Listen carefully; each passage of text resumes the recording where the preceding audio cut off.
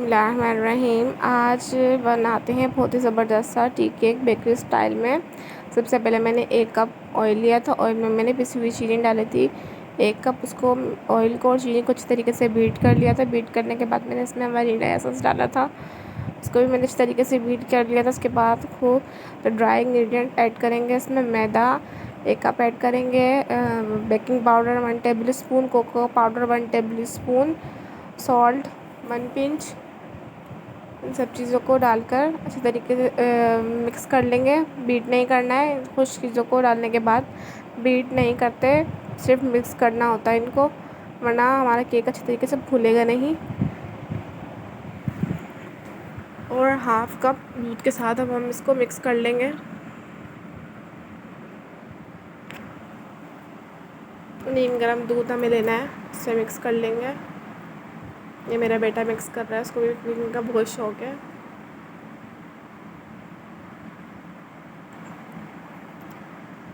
5 minute تک mix کرنا ہے اس کو اچھے سے، تاکہ میدا، کوکو پاؤڈر، پسی ہوئی چینی یہ سب یکجا ہو جائے۔ مجھے دودھ تھوڑا سا کم لگا تھا تو میں نے 2 ٹیبل اسپون دودھ اور ڈال دیا تھا۔ اس کو اچھے سے مکس کرنا ہے اور بیکنگ ٹرے کو اچھے سے آئل سے گریس کر لیں گے۔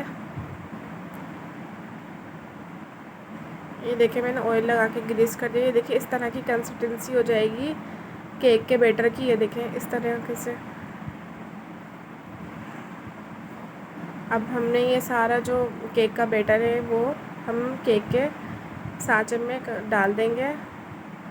میں نے پتیلی کو آدھے گھنٹے کے لیے بیک ہونے کے لیے رکھ دیا تھا، ہلکی آنچ پر گرم ہونے کے لیے۔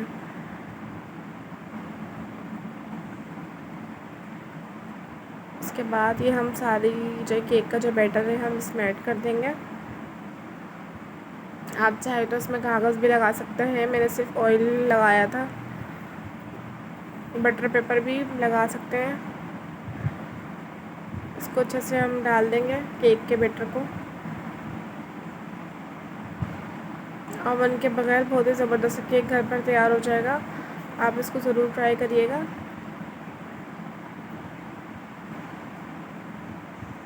ڈال دیں گے اور اس کو اچھی طریقے سے ہم ٹیپ ٹیپ کر دیں گے، تاکہ جو اس کی جو ایئر ہے وہ ساری نکل جائے۔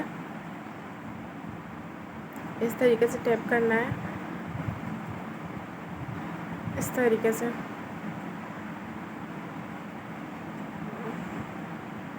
میرا بیٹا بہت تنگ کر رہا تھا، اس کو کیک کھانا تھا، جلدی جلدی کیک بنایا تھا میں نے۔ یہ دیکھیں میرا بیٹا معاذ احمد علی۔